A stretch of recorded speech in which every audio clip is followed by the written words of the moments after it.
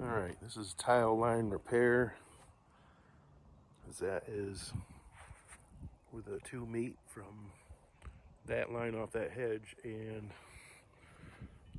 across the field and over by Mark's. And then goes out through there, goes around the bend and to the creek.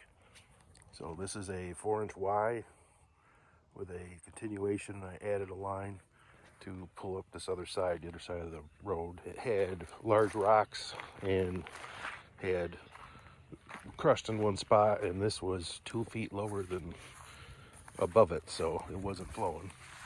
So I added this extra one to pick up the old stone ditch that's coming down where the hedgerow once went across. So when you see hedgerows, they're also ditches, subterranean.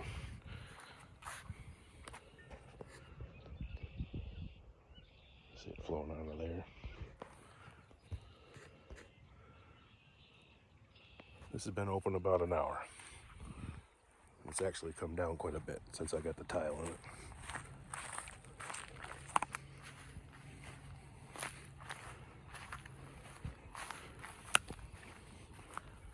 That's the main line that goes up through the center up to the road.